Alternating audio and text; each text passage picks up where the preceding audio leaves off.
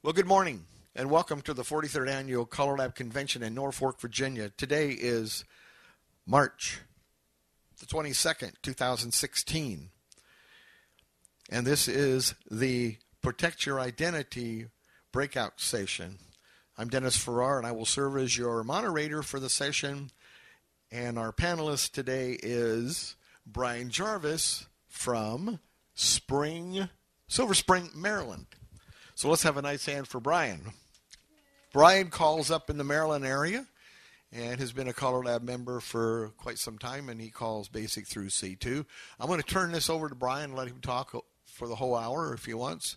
And then I'm sure you guys are going to have questions. In fact, we sat and had lunch today, and he gave us some information, and I'm sure that he'll be able to answer all your questions. So, Brian, with that note, it's all yours. Caller with a microphone and an unlimited time budget. What could possibly go wrong? Well, thanks for coming to our discussion session today on identity theft. Actually, Dennis nailed most of the highlights in the opening remarks, the things that you personally can do to protect your data and your identity. But in general, what are we talking about? I'm focusing primarily on identity theft, which is the appropriation of your name, your birth date, your social security number, social insurance number, your personal data for the purposes of impersonating you to obtain other resources or services, perhaps opening credit cards in your name, perhaps simply getting medical procedures in your name. Medical debt is a big one.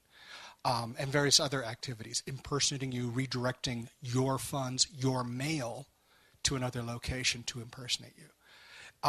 It's 99.999% of the time malicious. Can there be an innocent usage of it? I just found a case study yesterday where a woman was actually living on a different woman's name. She did it out of fear. She was hiding from an abusive ex-husband and was basically terrified to use her own information. So she got this information, she opened up a whole new life using somebody else's name and identity. She opened up credit cards in this person's name, and she paid her bills. She was living a proper, clean life. It was just on somebody else's coattails.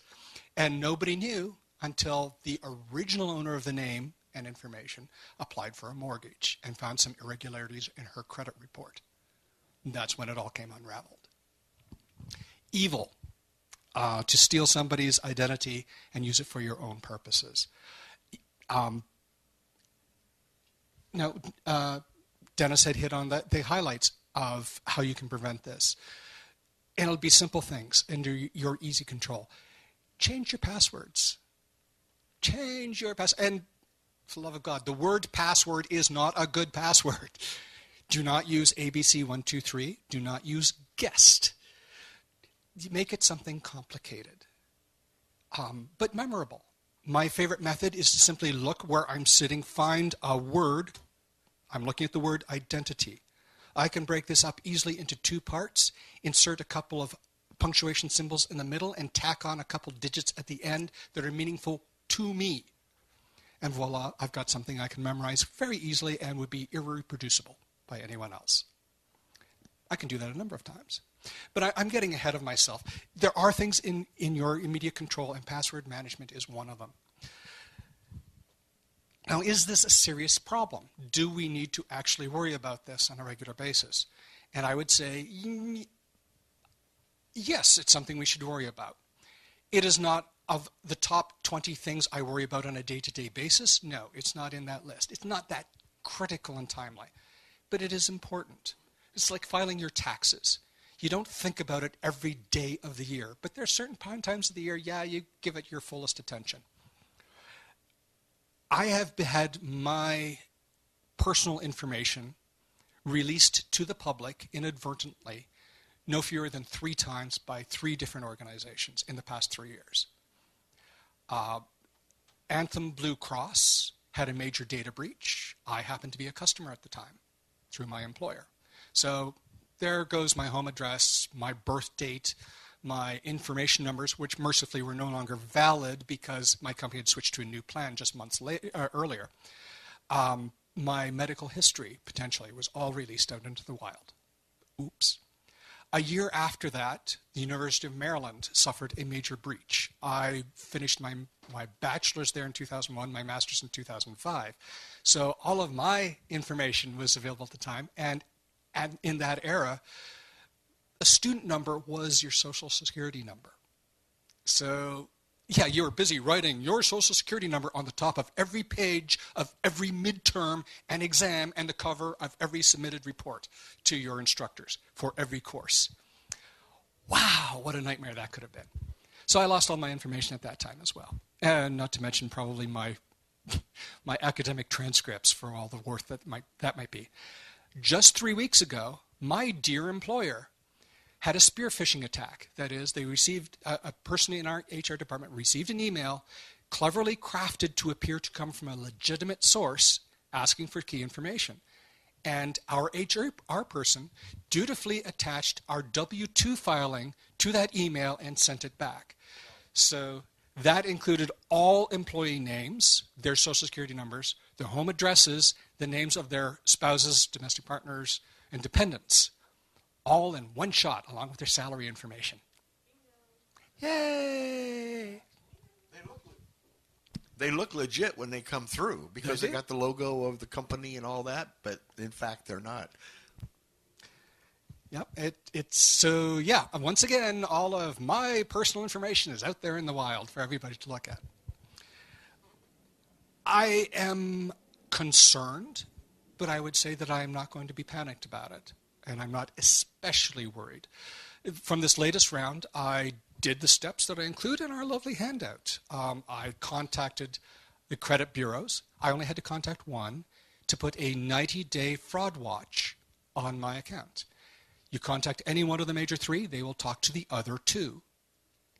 And they are going to be monitoring my credit account for any new openings of credit cards or applications for loans.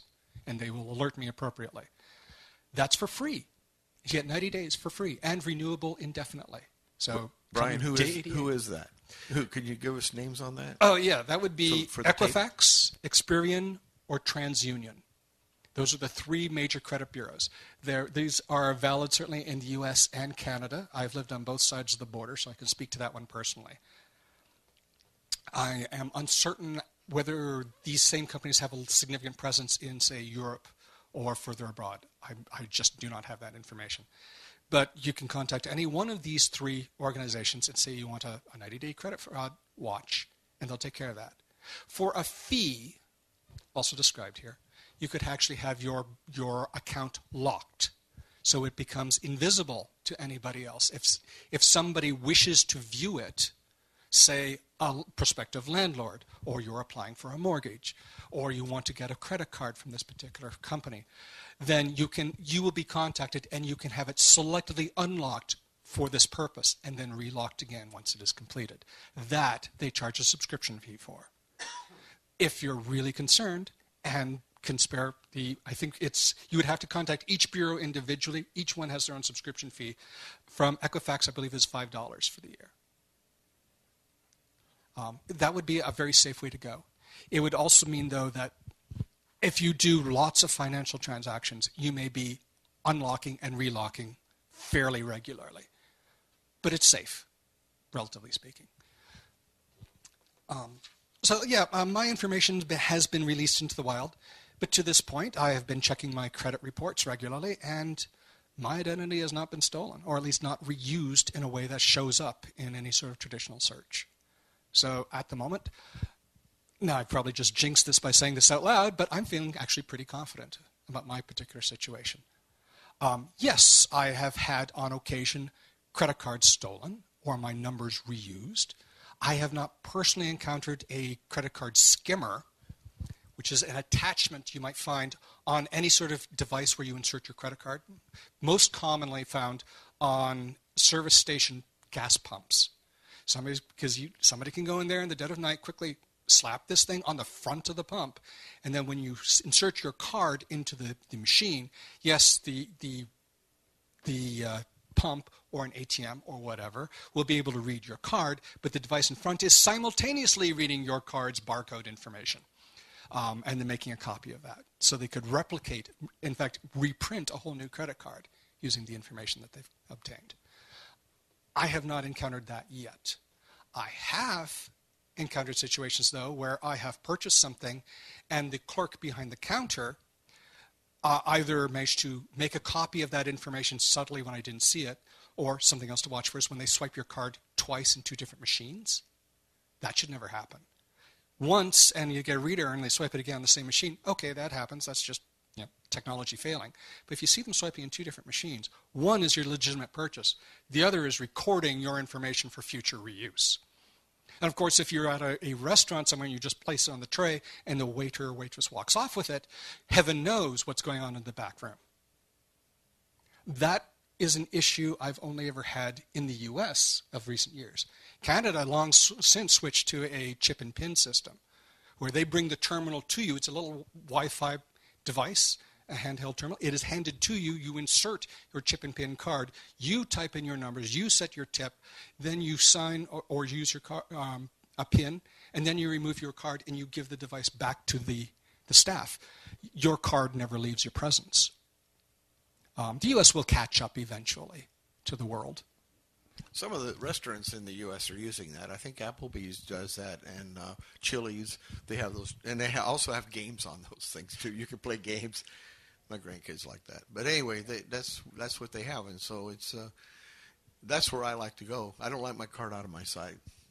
I do have some concerns with the game combo units, because I don't know what extra software is running on that, and I'm not as assured that the Wi-Fi communications to the back end are as secure as it should be. So I'm a little suspicious. I have no reason to believe that there is a security fault, but likewise, I have not done enough research to prove to myself that they're 100% reliable.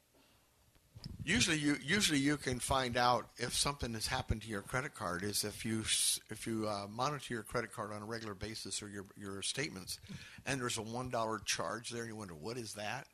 A lot of times, what people will do is they'll charge $1 to see if it goes, and that sets you up for a higher amount down the road pretty soon. So be watching for those $1 charges. And I never use an ATM debit card to buy anything. I use MasterCard for everything. I don't use the ATM, my check cashing card, because that's like writing a check, and I don't use that except for identification. Yeah, I use my debit card selectively. I would never use a debit card for an internet transaction because the legal liabilities for debit cards are different from credit cards.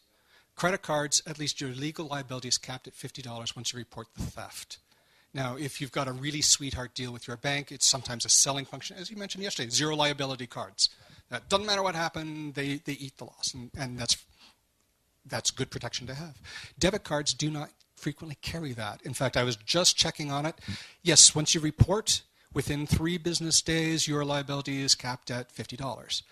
Between 50 days and $60, your liability is capped at $500. After 60 days, unlimited liability. Whatever money you lost, it's gone, goodbye. You are never seeing it again. So careful where you use your debit cards. It is not the same as a credit card for most transactions. I also never insert a bank card into a generic ATM. I'll see them occasionally in hotel lobbies or convenience stores or something like that. You just don't know who put that thing there and who owns it and who's responsible for this thing and its maintenance. And what sort of communications is it using at the back end? You just have no idea. I happen to do business currently. My checking accounts are with Wells Fargo. So I will only go to Wells Fargo machines.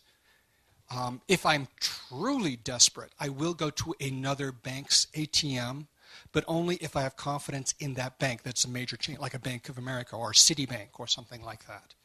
But I would much rather pull out my credit card for that bank and do a cash advance so I don't have to involve other parties. Liabilities get weird when you withdraw money from, say, a Bank of America ATM from your Wells Fargo account and something goes horrifically wrong.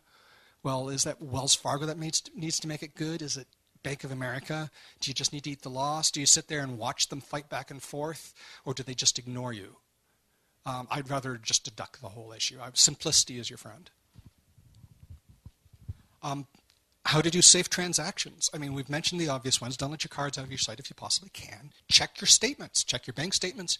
Check your credit card statements. Just look for anything weird, out of the ordinary, anything you can't explain. And, of course, dispute charges that you can't identify. And if you have a suspicion that anything might even, perhaps it's legit, but if you think it might be a little off, just report back to your credit card company with the 1-800 number that's on the back of the card and say, you have a suspicion. Please just issue me a new card. Just let go of the old one. We've got this running joke that, wow, remember the good old days when your credit cards just expired on their expiration date? That hasn't happened to me in a long time. I have several credit cards, and they've been replaced on a fairly, I would say 18 to 24-month span, each one of them, because of possibilities of suspicion. Sometimes it's the bank that's initiating it because they are concerned about transactions. Sometimes I've initiated it because I have concerns. Or sometimes my credit card has been out of my sight in an odd place, and I'm no longer confident that I should keep that card. When I get a phone call, sometimes, if it's just a phone call to ask, did you purchase X, Y, and Z from the bank? It's like, okay, that's a safe call. I will respond with that. If they ask me for more identifying information, then it's like, okay, no, I'm going to call you back. And then I get out my credit cards, I look at the number on the back of the card, and I call that number. Because I cannot guarantee that that's not a person of malicious intent calling from a burner phone somewhere else on the planet. And I do not want to just hit *69 and dial them back. No, go to the direct, legitimate source out of your own documentation and call them back on that. Let's see. Any questions thus far? So far, we're talking mostly about just protecting credit cards. Yes. Oh, and for purposes of discussion, recording, we're going to use the microphone. Please introduce yourself, where you're from, and your question. Ruth Fullaway from Maui, Hawaii. Do these little packets with a lining protect your card from some kind of scanning machine? Can a metallic lining protect your card from external scanning? There are different degrees and levels. I'm not sure that, well, the cards carry a chip. A magnetic field scans it, and that powers it to give back a signal to indicate its contents, usually a security code, so to test its validity. Okay, so yes, you can ensure by having a wrap around it that chip is not activated from a distance. I do not know what the range effectiveness is for a scanner. I mean, could somebody actually build a really powerful scanner, something that could let off a massive pulse and thus read back the numbers from everybody in the room from a distance? That's beyond my knowledge set. I just do not know the engineering levels of that. I know when they started including that kind of coding in U.S. passports, there was a couple of horror stories proposed. These are what we call movie plot scenarios. Are they real? Well, to my knowledge, nobody's ever done them. Could it make a really good movie? Probably. If you want to spot the Americans in a crowd, you just set off a pulse, and the Americans all self-identify because they're carrying the only passports on the planet that will respond to this particular signal. So if I was a person of nefarious intent in an international location, like, say, an airport in Paris or Heathrow in London or something like that, and I needed to identify U.S. targets, wow, I could do it really easily. If I want to, in this case, identify people who have credit cards that might be worth checking out their purses and wallets, this might be a way. Does it have real-world application? This is probably just movie plot thinking.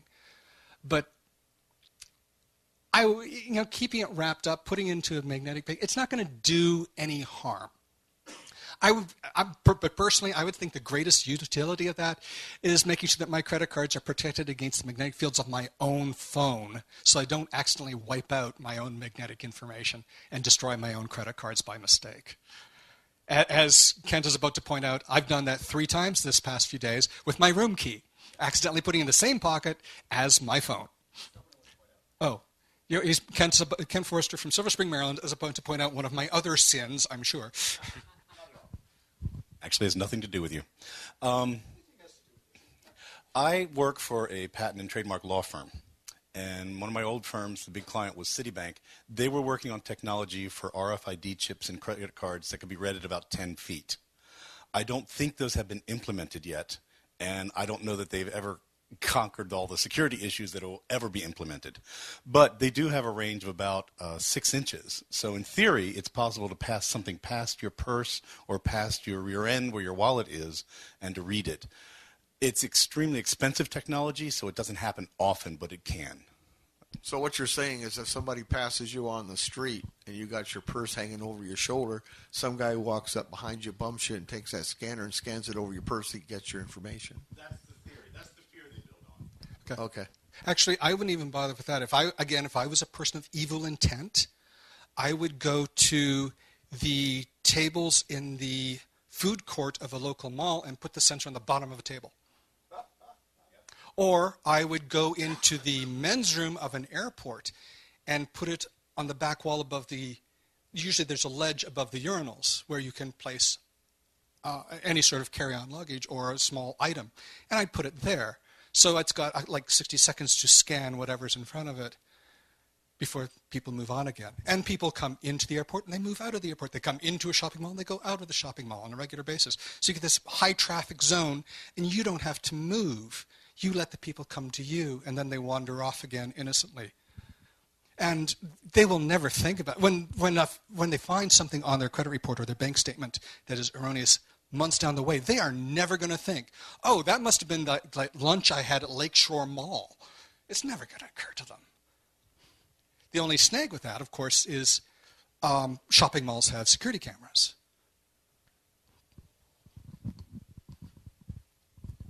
Janet Oliveri, North Glen, Colorado. I worked for a credit union, and they have an annual meeting every year, and they handed out these metal wallets, which are really great. So I never go anywhere without it. When I take my credit card out, the wallet stays in my hand until the credit card goes back in so that I don't inadvertently leave anything anywhere. But these work really well for protecting your credit cards. Yeah, Dennis Farrar from Sun City, West Arizona. I was watching TV on the way up here, before I left home, and they are actually, Bank of America now is implementing in certain targeted areas where you're going to use your phone with your credit card in it, and when you go up to the ATM, you'll lay your phone down on this pad, and it'll read your credit card, and then you type in your security code, and then it takes your money, and you take your receipt, and you're gone. Eventually, I think what's going to happen, I mean, we never thought we'd ever see the end of plastic, but it may be coming pretty soon, because when people, in fact, my bank in town, because the town I live in Sun City West is basically a retirement community. Everybody's over, well, not everybody, but most of the people are over 55. And so it's a real targeted area for a lot of people who want to steal your identity or steal your information. And so the bank that we have there in town, the Chase Bank, is also, they have the outside ATM, but they also have 2 inside that are new ATMs that they're just testing and seeing what they're like. And I don't go, you talked about the skimmers, they're actually putting these things on ATMs. So somebody slides in there at night and puts this thing on, and you go in there in the morning and take out some money or want to put some information in, now they got you. So I go inside the bank. I'm never in a big hurry where I can't go inside the bank and draw a couple $100 out if I need it and go on my way. It may be a little more inconvenient for you to do this, but the quality of security that you provided for yourself is priceless if you stop and think what it would cost you in time and lawyer fees or whatever to get that back. So, what do they say? An ounce of prevention is worth a pound of cure or something like that. So, and you raise a good point about targeting seniors. Why target seniors?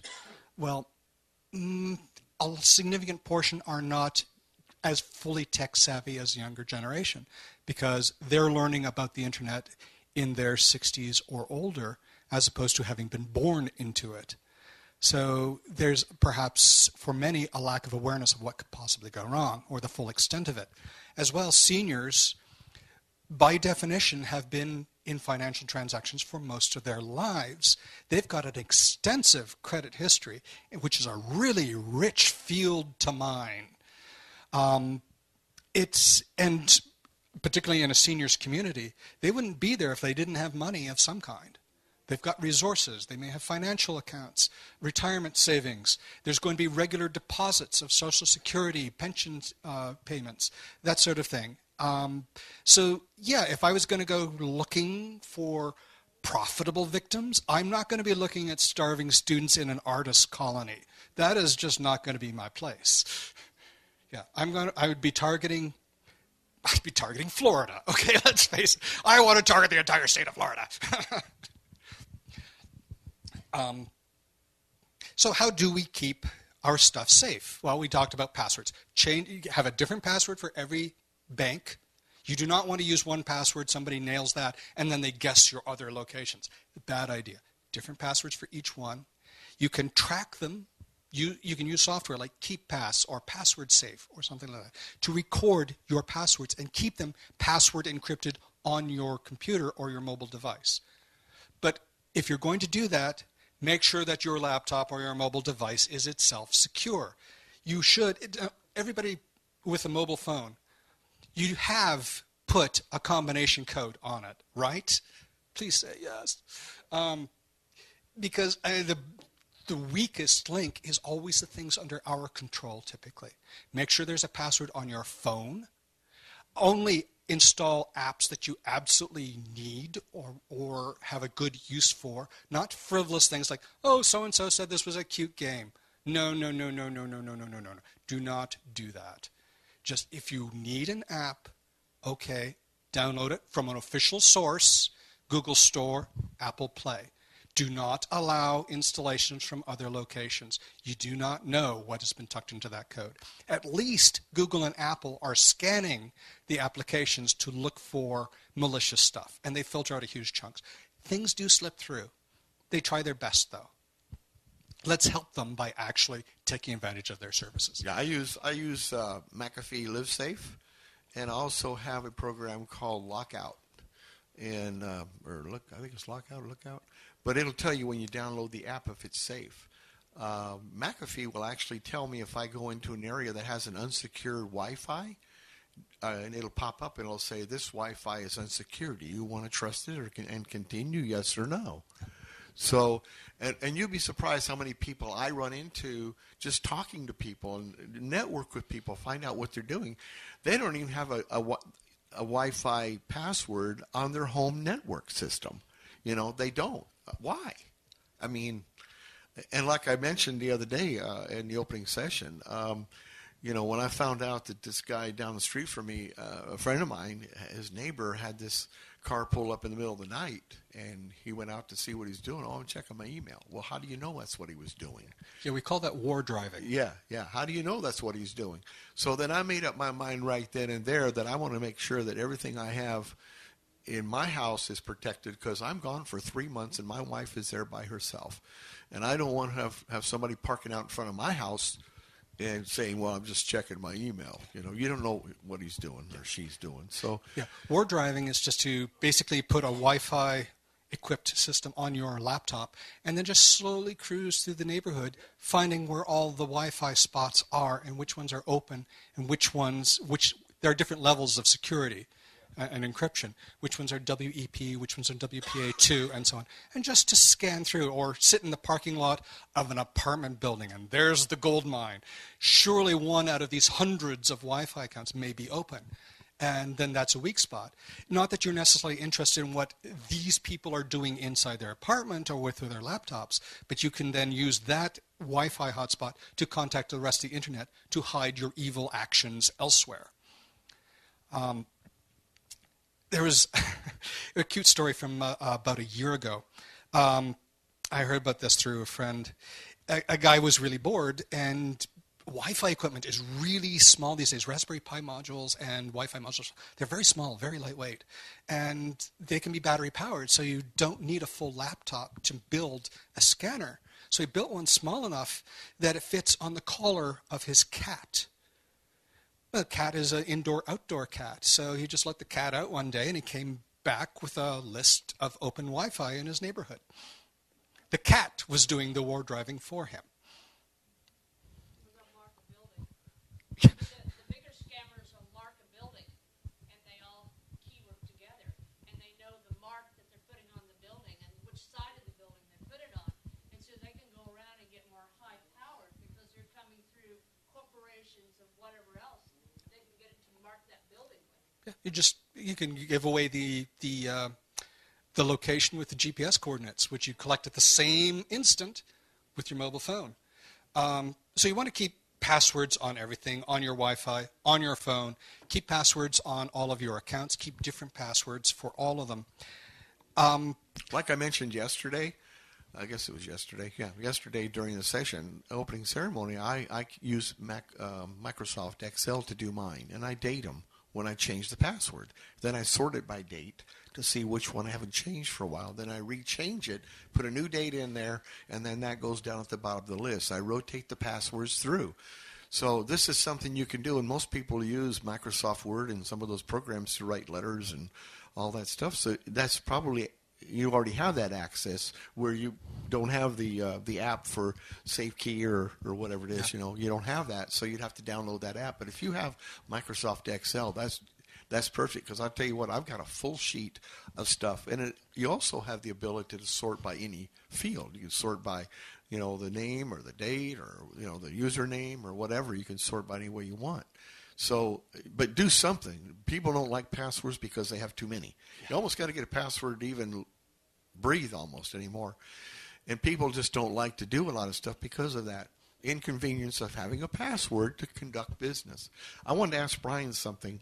These new credit cards are coming out with a chip in it. I just got my bank check card cashing debit card with a chip in it. I had one with my Bank of America already, but how safe are those now? I mean, because you got to put it in, you got to leave it in until it reads it, and then you sign it, and then it tells you to pull it out. How safe are those? Safer than the old versions. I have a lot more faith in them. It allows you to keep your card with you instead of handing it off to somebody and watching it walk away. It replaces some of the older, weaker security, and you're going to see a lot more of those things because Visa and MasterCard, among others, they can't, I believe, force merchants to use these things, but they made it very clear that if you use the old traditional methods of credit card validation, the merchants will be held 100% liable for any loss. So, they changed the incentives to make sure that merchants really do upgrade to these things. They are more secure. They are safer. I'm a big fan of never letting go of my card. But I also, go ahead. I've got two related points. Teresa and I, my wife and I, went to Maui. I called a festival over there. Well, you guys know this because you're from Maui. And we rented a Harley over at Lahaina. And it scared me because, and I'm telling this story because Ruth Villaway probably can relate to this. We rented a Harley to drive around the island and take pictures and see it from a Harley. And when I went to check in Lahaina to this place that rented motorcycles, and I think it was like $70 for the day. So I went in there and I'm not sure what the technology was back then because it's been at least 10, 15 years ago. But he copied my number down, my credit card number down, and I made the comment to him. I said, well, wait a minute, aren't you going to run my card? He says, no, I'll run it later. And I said, how? I says, I got my card. He said, well, I'll run your number. And it scared me. And I told my wife, I said, you know what? We're going to let this thing ride. But I said, before we get on that plane to head back, I'm going to be on the phone to my credit card company to send me a new card. Because he had books of credit cards underneath his counter that he'd had from other people. And I thought, if that guy, somebody ever breaks into that place, he's going to have a bunch. He's going to have fun.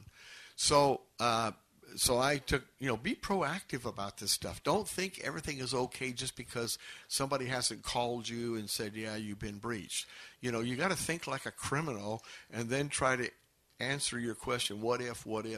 Remember those old days when you gave your credit card number and they put in this little tray and they put this slip of paper over top of it, carbon copy, slide it across. Oh, what a gold mine that was. Yeah, oh yeah. There's all the information written down on paper and distributed. Yeah.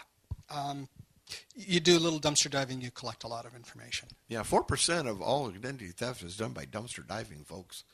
I mean, you think about it, who wants to dive in a dumpster for whatever they're in there for? But then they come up with this information. Medical records a lot of times are disposed of that way. The most fun place to go dumpster diving? eBay. Buy some used hard drives. See what's on those. Those are fun. Yeah, I've heard horror stories of somebody buying a used machine and the hard drive had not been wiped. When I worked for a particularly large financial organization a few years ago, they cycle through our laptops every 3 years. Well, my particular laptop had, I think it was a screen issue going on, and so they were going to replace my laptop with another unit from the same batch. I was like, okay, cool. So I got an identical looking laptop, had a better keyboard. They didn't wipe the hard drive first, which I found slightly horrific. And then I was looking going, oh, I know who the person that this thing belonged to beforehand, which was even more horrific. And he was a director, so I had all of his budget information and the salaries for all the people that worked in his organization. That was truly horrific. I found I was being overpaid. But anyway. Yeah. So I had a few words quickly with this director just to warn him that, the IT guys did not wipe this thing thoroughly, and then left it with them, IT, and information security to tighten up this sort of situation so it doesn't happen again. This is the same organization, though, that because of the issue of security, would never, ever delete a hard drive when they retired old equipment. They would store it because they dare not resell it, and they don't want to dispose of it out somewhere where somebody could get to it. So of the data center I worked at, there was this bottom floor level in the basement. I had only been there once because we were searching for an old machine that we needed to resurrect. And they opened the doors.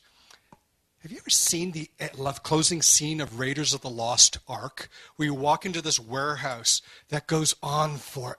It was kind of like that. Every computer they had ever had in 60 years, everything they ever had, they still had. Just in case. Yeah. To make sure that the equipment the data never leaked into the wild, and so that if there was ever a legal issue, they at least still had the originals somewhere. Okay. So it was in the Temple of Doom down there. Yeah. It was Temple of Doom on so many levels. It really was. I have a friend of mine in Colorado. He was calling a square dance at one of the festivals, and his laptop crashed on him. And I usually carry spare USB drives with me, and they're quite large. Well, I've had them for a while. And I said, well, don't worry about it. I said, we can. He said, well, I need to get into that. I said, don't worry about it. I said, you can always record your songs again. And he said, well, can you get it back for me? Can you get this? Can you get it booted up? And he said, this is what I need. This is what I need. And I said, well, why do you need that? He said, I'm not worried about my songs. He said, but I got all my credit union stuff in there. And if you can get that out, he said, that's what I need. So that was my job. And he said if I was a girl, he'd kiss me. Because I was able to recover all that stuff, booting it in the safe mode, and getting a computer to come back up. But this is what you're dealing with, And how many do make backups of their stuff? Because your backups are unique to you. And you don't need to back up the software program, but the data that goes with it, you need to back up, because what I have on my Excel file or my Word file is different than yours. Okay. So keep good passwords. Keep your antiviral software up to date. have antiviral software, but that should go without saying. Keep it up to date, keep it current. Make backups, protect your backups. I mean, it does no good at all to make a copy of all your precious information and then put that copy somewhere where it is going to be easily accessed by somebody else. Safety deposit box would be lovely, but if that's out of your price range, do you have a filing cabinet at home that you can lock? At least that's something. But keep it out of the way so that, one, you don't accidentally damage it yourself. Putting it on top of magnets or in direct sunlight are probably bad ideas. But somewhere that you can also grab it if your house is on fire and you may need to take a dash for it, take it with you. But make sure it can't be stolen easily or not trivially done. When you retire old computer equipment, if you've got a dead laptop or something you want to give away or donate somewhere else, wipe out the hard drive. Not just format. I use a program called DBAN, D-B-A-N. It's publicly available. Anybody can use it. And it will do writing exercises all over the hard drive. Write it with zeros, then write it with ones, then write it with zeros again. And basically keeps writing over the information, doing its best to blank it out so that, yes, theoretically it could still be read, but there's a difference between the security that you need to thwart criminals versus thwarting your kid sister from reading your diary. And I can do a lot of things to keep criminals out of my stuff. I don't think I can do anything to keep the NSA out of my stuff. I simply don't have the resources. They've got billions of dollars of resources. If they want my data, they're going to get it somehow. But, okay, it is about risk management. I'm going to make sure that there's no trivial loss. So I also shred my paper documents when they are no longer of use. Keep your financials for 7 years per requirements, but shred them after that. I have jammed several shredders doing that, but it was kind of fun at the time. Good passwords, I'm going to keep saying that over and over again because that is the weakest link by far. I'm careful what you download. We talked about mobiles, but of course this attaches to your laptop as well. Be careful what you download. The greatest trick in the world, every now and again you see this thing pop up from Adobe saying your Flash player is out of date. Yeah. The shame of it is, it really is. Flash is a massive security hole. Always has been. Adobe knows it, which is why they have to patch it, it seems, every couple of weeks. But people are so used to seeing the patch updates that, of course, it's easy to sneak in malware that comes up with the same box because we're used to clicking on the update all the time. Or you go to a website that says, oh, I can't play back these graphics or this video or this music because you do not have a current player. Press here to get the latest version. No, no, no, no, no. Do not click here. Do not do that. Just, I'm sure it was a lovely cat video. Just let it go and move on very quickly. It's one I see a lot. Oh, another way to, if I was of evil intent and I wanted to do nasty things to you or your company, I would install malware on a bunch of flash drives and then I would accidentally lose a few in the parking lot. Because I know somebody is going to pick it up, and they want to be good Samaritans. They will want to see what is on this thing so they can hopefully identify the person who lost it. Except they plug this in, and autoplay runs on your laptop, and voila, my keylogging software and malware is now installed on your machine. And that happens so often. The antiviral software should nail it.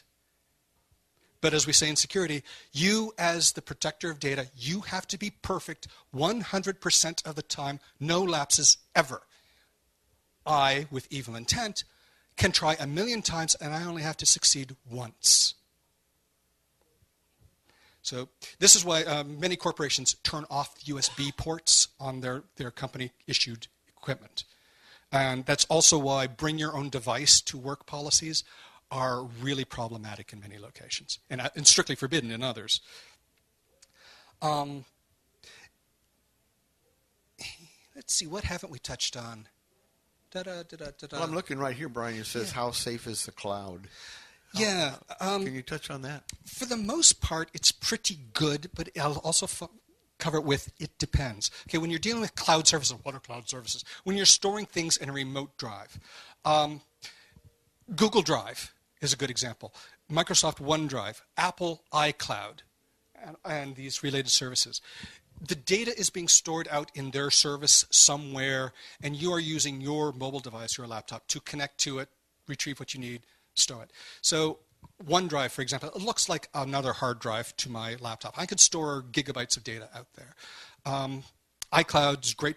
Originally started for music, for their iTunes player, and of course their photo library system.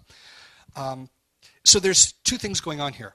Three, I suppose, technically. There is the credentials that you're using on your laptop or mobile device. There is the security of the data in transit between the 2 points as it flies between those locations. And then there's the data that's stored on the cloud servers out there. Three different problems. Okay? Look after your laptop. Passwords, antiviral software, blah, blah, blah. You've heard them all before. You're looking for the green lock in the URL that says HTTPS, the secure thing. You want to be sure that that certificate is active and that you've got a secure link, because that provides one, authentication that the person you're talking to is indeed who you think it is, and two, that the data in transit is encrypted so nobody can watch it in flow. Three, integrity, that the data in transit is not being manipulated as it goes from point A to point B with what we call a man-in-the-middle attack. Then when you get to the far end where the data is actually stored, that service should be encrypting all data, as we say, at rest. That is, when it's just sitting on a hard drive being stored, it should be encrypted on that hard drive. Google does it, Apple does it, except for music files. They do not encrypt those. But Microsoft does as well. They also encrypt all their stuff at rest. They use, at least Apple and I think Microsoft use two different levels of encryption. If it's just run-of-the-mill files, like your word processing files, they use something like AES 128. So it's good encryption. But when it comes to your actual login credentials, those are encrypted at a higher level, because those are the golden keys to the kingdom. If anybody gets up to those, then it doesn't matter what the rest of your encryption is. And that's all the more reason why, of course, you've got to look after your laptop and your mobile. It's under your control. You can look after it. And if you lose the keys there, then it doesn't matter what the rest of the encryption scheme looks like. You and your device are effectively the weakest link in the chain, which is great because it's something that you can personally control, as opposed to simply being teary-eyed at some server out on another continent that may or may not have security issues. Your laptop, your desktop, your mobile are under your control. Yeah, I asked that question because a lot of you may know my wife is a chiropractor, so we deal with medical records. And we decided, in fact, the program she uses does not even reside on her computers at the office. Everything is done through the cloud. And so if somebody would break into our office and steal our computers, they basically get nothing. No patient information, no social numbers, no nothing. So, and I don't think they'd ever do that because they're looking for a dentist or a doctor that's got drugs. So if they're going to break into some place, it's going to be somebody who's dealing in drugs. Yeah, they're either after the meds or they're looking for hardware that they can pawn to buy meds. That's right. Yeah. That's right. So, but anyway, that's why we're on the cloud, and so I just wanted to ask Brian how safe he thought that was, and I thank you for that, because I think we're protecting our patients better than they think we are. But I can rest and sleep at night knowing that I can protect your information when you come into our office. So I suppose we should at least hit on, what do you do if you have had some sort of data loss? Well, if it's just your credit card, somebody's using your credit card, get a new one issued. Okay, that's a fairly simple case and your liability is captured. My nightmare scenario is somebody's actually really using identity theft.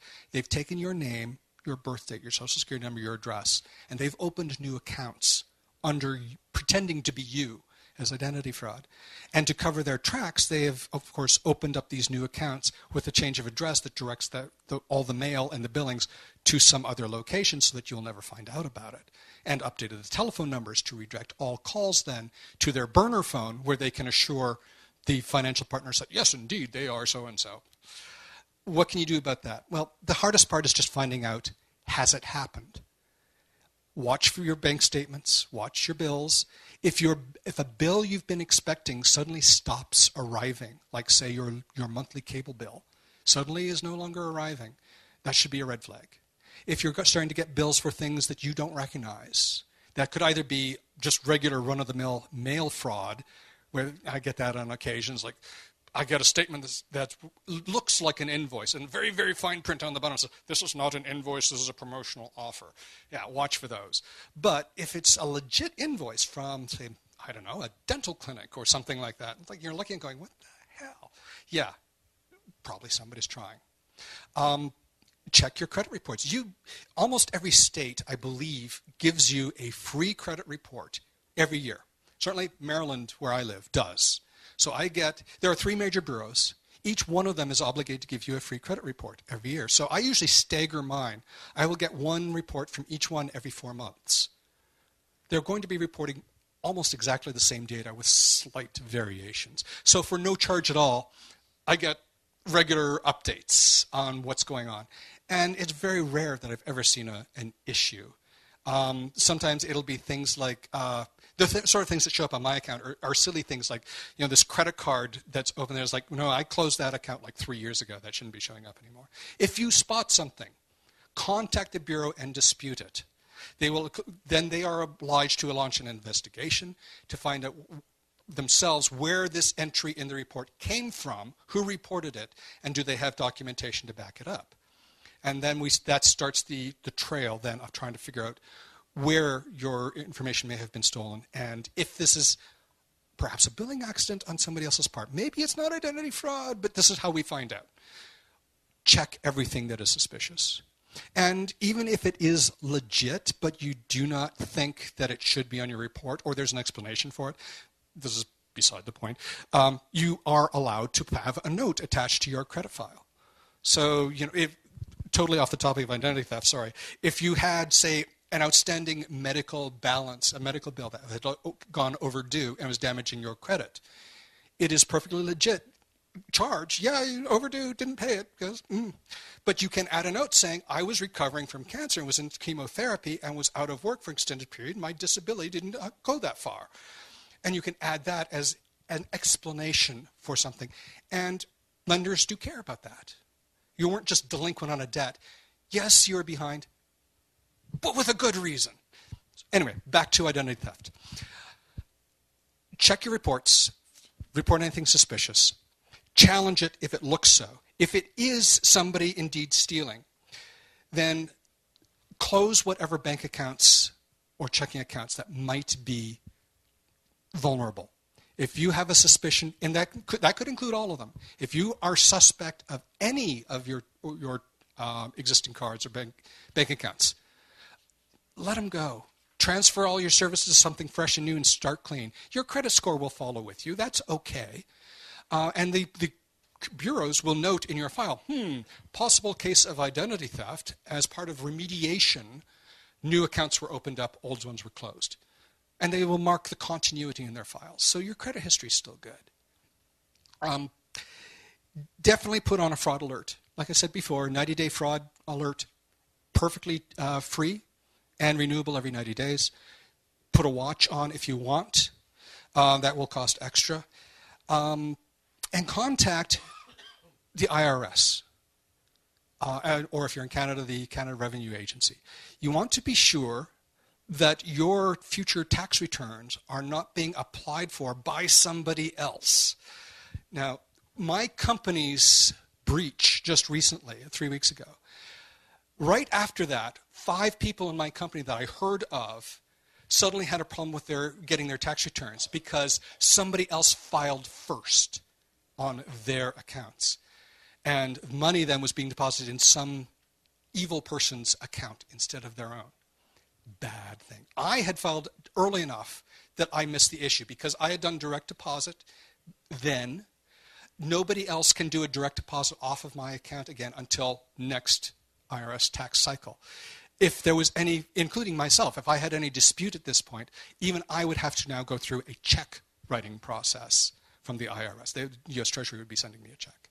So that's a step towards at least preventing future losses. And because I reported it, all of my future tax returns for the next 3 years will be given extra scrutiny. I'm used to filing electronically and getting my money usually in 7 to 10 business days in the U.S. Now it's probably going to be more like 15 business days because a human is going to go through and scrutinize to make sure that the routing and account information is consistent year to year, and they will go through extra confirmation with me personally to ensure that I am the one doing the filing.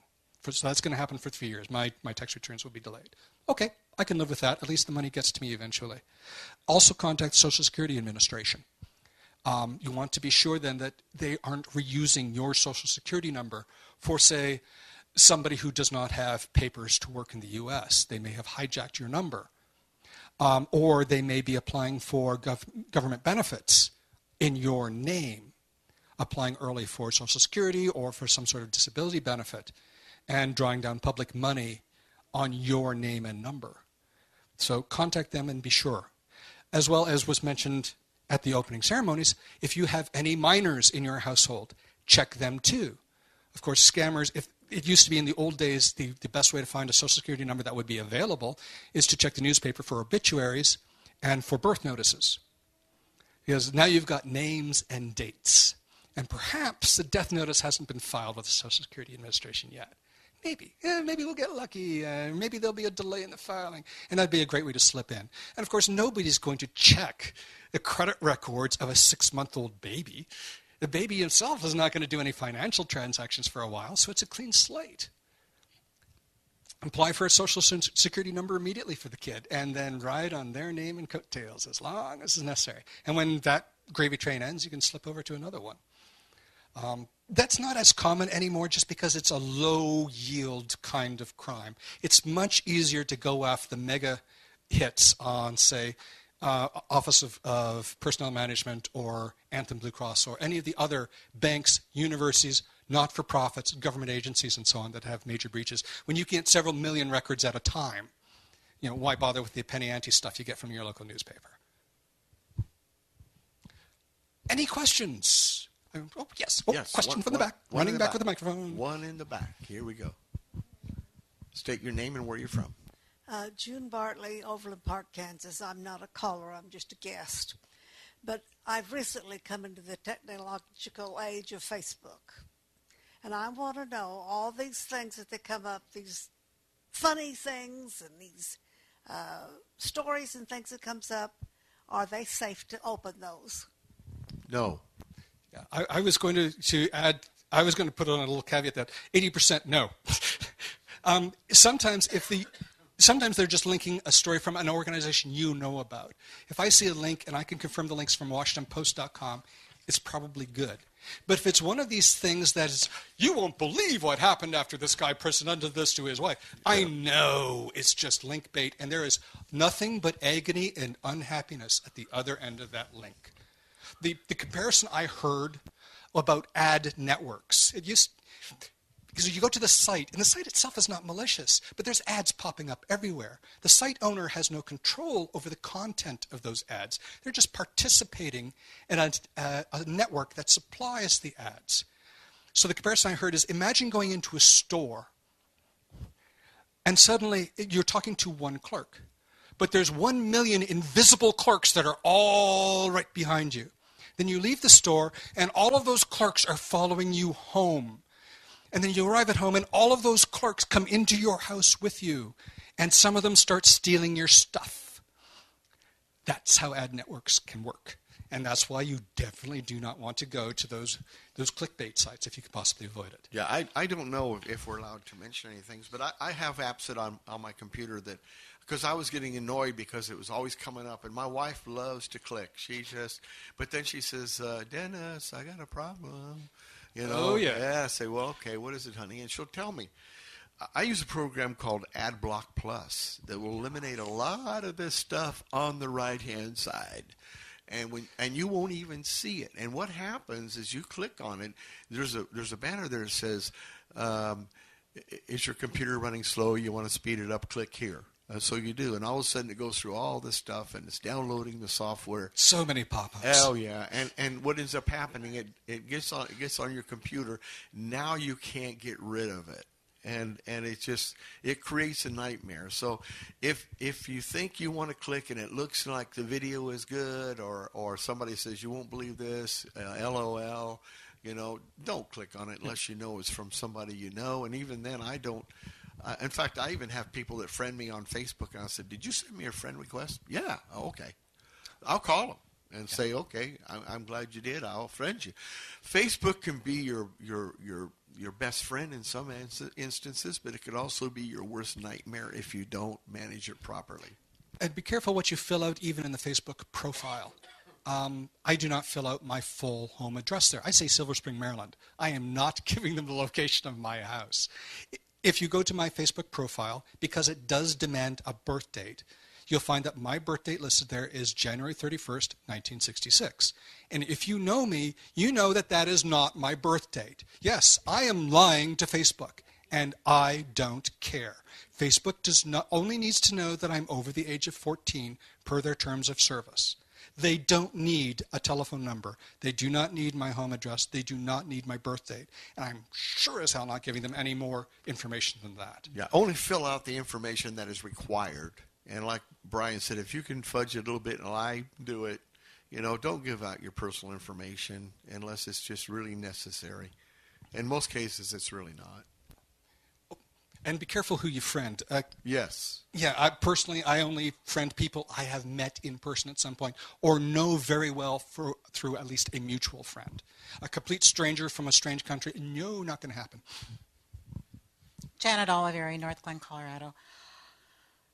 I have what's called ID Shield. It's an attorney's network. But the horror story that was presented was a car was stopped for a traffic violation.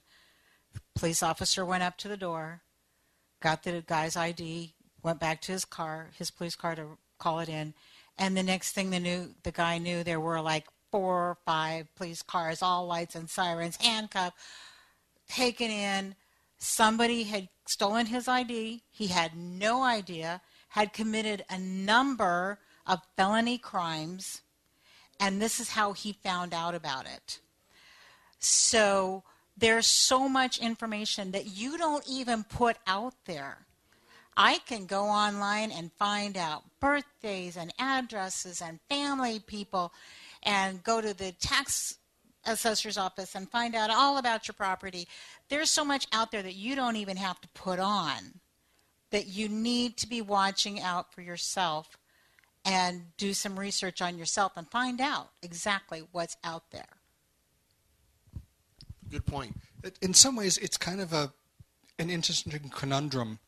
We want public transparency in all levels of government, especially in municipal governments. And yet, public transparency can mean a substantial loss of property of identity and anonymity. In Montgomery County, anybody can look up my address to find out who owns this building, how much I paid in taxes, when did I buy it, and the financing information, it's all there. And in the interest of public transparency, that's a good thing for society as a whole, I believe. I'm not keen on necessarily having my name and address there for the world to see, but it's a trade-off. And to a point, I can accept that. And yet it does lead to the potential for abuse. No doubt about it. So the question becomes, where do we draw the line between what is our private information that we must secure indefinitely versus the public good and a need to know? And the thing I would prefer with my particular municipal government is they were a bit more careful about blanking out certain fields in records instead of being an all or nothing. That takes time, that takes money, that takes energy. And with the tight budgets of of governments these days, particularly local government, well, we could do that, or we could build another school. Tough call. And in my case, they went with the schools. Oops. I don't know. How many got cell phones? Everybody's got a cell phone, right? I mean, my wife and I don't even have a house phone anymore because I just got tired of it ringing during elections. So I said, this is it for me. I'm done with it. I just need to find a way you can get on the internet when I'm gone. So many telemarketers. So I did. There's a program I use called White Pages ID. If somebody calls you and it picks it up, it'll tell you who it is. If you scroll down, it'll give you their address, their city, and their state, and where they live. And it'll also tell you if it's a scam. And so, if it's somebody I don't know, I don't even answer it. I'll say, well, I'll pull it up on the White Page ID and see what it says. And if I know that person, and then if I know that person, then they get put in my contact list. So the next time it comes up, their name is there, and okay, Sam, I'll answer it. So this is another way you can protect yourself because there is a lot of identity theft stolen through our cell phones. And as more people eliminate their landlines, so to speak, and go nothing but cell phones, it's going to increase. So, be proactive and find ways that you can protect yourself now and going forward. Yeah. So, shopping online, something we haven't touched on in a tremendous amount. Of course, again, look for the little green lock on your URL line on your web browser. If you do not see a green lock, do not go any further with financial transaction. That indicates that your browser has certified that, yes, the party that you are communicating with is indeed the party you think it is, and that the line is encrypted, and it has full data integrity. So you need that as a minimum level. Personally, I have one credit card that I use exclusively for transactions online. I refer to it as my burner card. It's a credit card I use nowhere else. It has only a $1,000 limit, intentionally set low to limit the amount of damage that can be done. And I use it only for these transactions, so that if something goes horribly wrong or I suspect the card has been compromised, I lose one card, but it's not my travel card or my business usage card. I do not have my cell phone being automatically debited to it or any household accounts onto that particular credit card. It's just the one, and so it's easy to replace, and its liabilities are capped. I have other cards I use specifically for specific purposes. Where possible, I use PayPal. I've trusted them with information. They have a really good track record. I trust them far more than I trust some merchant I am just now doing my first transaction with. So it's a question of risk management. Yes, PayPal may have a breach at some point. It's possible. But they have a vested interest in making sure that they don't, because this is their core business. Whereas mom and pop nutrition store down the street, financial transactions are not their core business. They're their nutrition and health shop. That's their core business. This is just a tool that they use. And they may not be as sophisticated about its maintenance and usage. Yes, there are rules and guidelines they're supposed to abide by. Mistakes happen. Errors happen. They're not bad. They're not evil. It's just an error. Yeah, it's not necessarily what you buy, but who you buy from. So if you've bought something from this store for years and it's fine, I don't do a lot of shopping online. I like to go and feel it and touch it and smell it. And I'm kind of like that guy. But then if I see it for a cheaper price online, then I'll go online and order it if it looks secure enough. But like I say, it's not what you buy, it's who you buy from. And look for the secured sites first. Not all sites are secured. And it'll say up there HTTPS. And really, in this day and age, there's no excuse for that, not having a properly secured site. I mean, if I were a small mom and pop shop and I wanted to set this thing up, I'd go to something like Shopify and set up a site there because, again, this is their bread and butter, creating merchant sites. They do it really well. Does CALLERLAB sell stuff online? Can you buy a shirt online? Yeah, I'm pretty sure, yeah. Are they secured? I'm pretty sure. I do not know who the back end financial management company is. Patty Green, of course, would know everything. Yeah, yeah, right. Hey, Patty.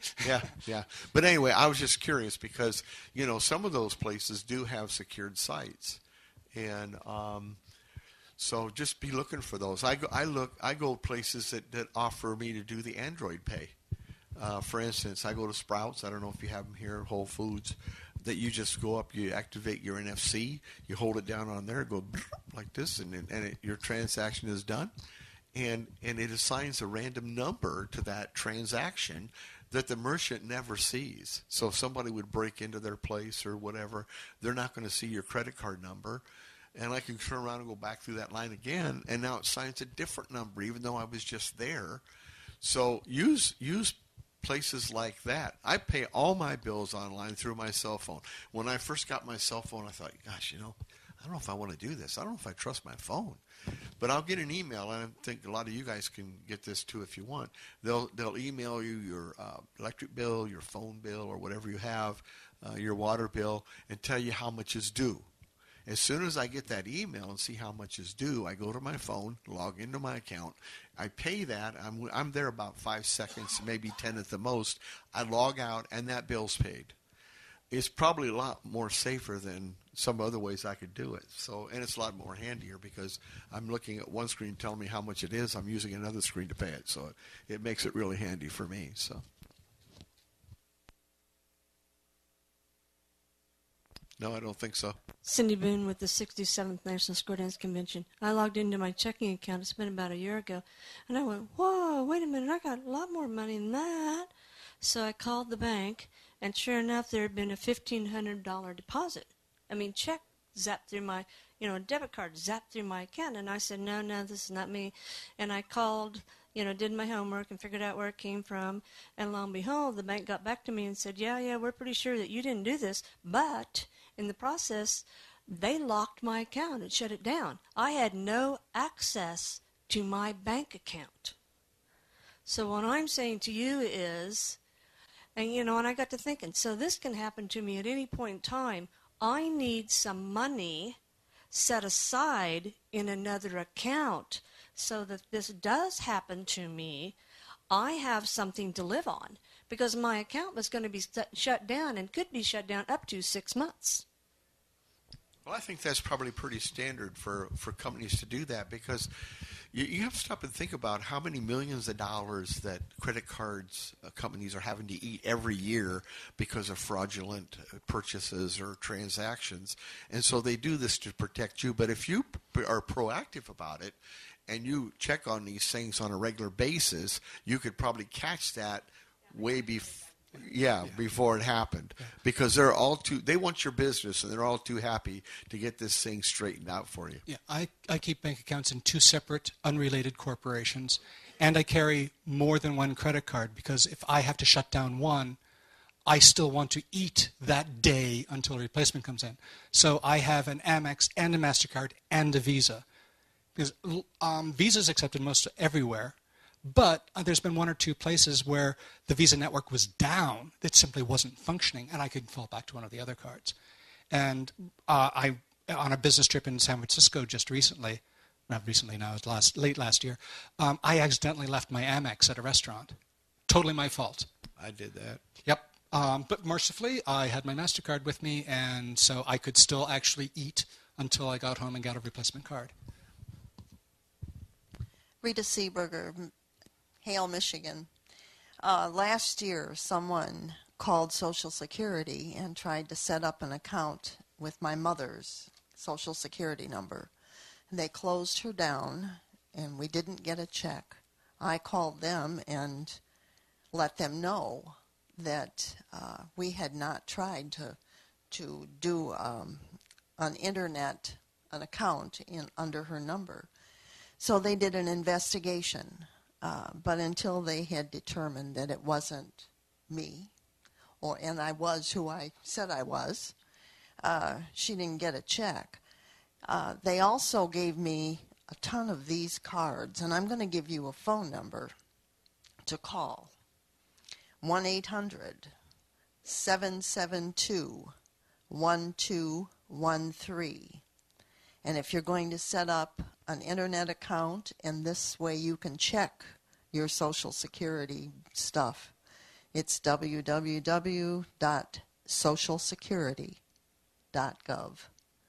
And they recommend that you do that so that somebody can't. Sure. 1-800-772-1213. I think it's well worth it, especially those of us that are on Social Security. Then that little check helps. Well, see, and you definitely want to check before you apply, or even the years leading up to applying for Social Security, to make sure that if there are any gaffes in their records, you catch it before you need to rely on Social Security.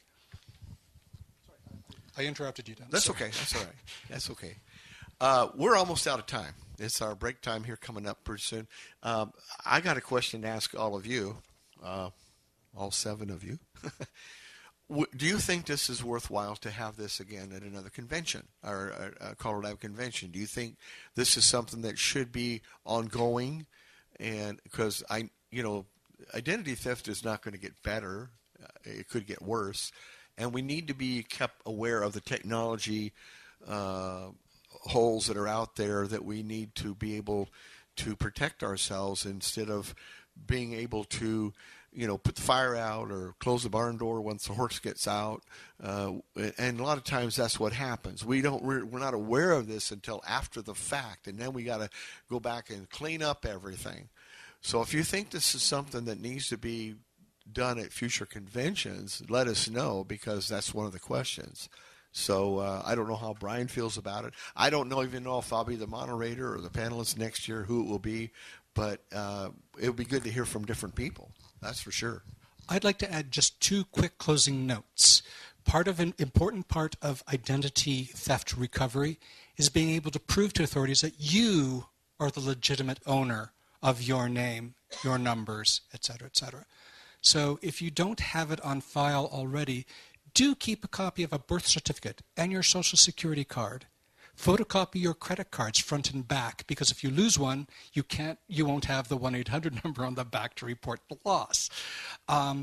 Keep copies of those somewhere safe, including a photocopy of the key page of your passport, so that you have supporting documentation when the time comes. Because once your identity has been compromised, you shouldn't be able to order these things. That would be a bad thing. So get them now, while you believe or know that your identity is clean, so you've got it for future reference. And I'll say it one more time: passwords, passwords, passwords. Put passwords on everything. Make sure they're good passwords, and keep them unique. Change them regularly. That is the weakest link by far. Thank you, Brian. So how many, by a show of hands, think this needs to be done next year? All of you. Okay. So I'll pass that on to Dana and the Home Office and let them know that you think this is necessary for us to keep on going. And I can guarantee you, I've talked to people in the hallway that had their identity stolen, and they had to hire attorneys to get it straightened out and stuff. And so I don't think any one of us is unique. It's, the fact of it is that you got a Social Security card and all this other stuff, you're at risk. And although you can't protect yourself 100% of the time, be proactive and do what you can do. Think like the criminal. What if happens? This happens. Protect yourself as much as you can. And like Brian said, change your passwords. Change them often. I know it's a little inconvenient to do that, but the mess you have to clean up down the road is you can get more money. You just can't get your time back. All the time you're going to spend to do this. That can create a nightmare in itself. So, while you're busy fixing it, you're locked out of your accounts. Exactly. And denied mortgages or loan applications or car purchases. And you don't find that out until you go buy that car and then you realize, oh, you don't have good credit. Well, why? Because this happened. Well, you weren't even aware of it. And most people aren't aware of it until after the fact. So check them regularly and get those credit reports and make sure you're on top of it. It'll save you a lot of nightmare studies in the future. So I want to thank everybody for being here. Thank you for your attention. And we'll pass on this to the Home Office and enjoy the rest of the convention. Thank you, Brian.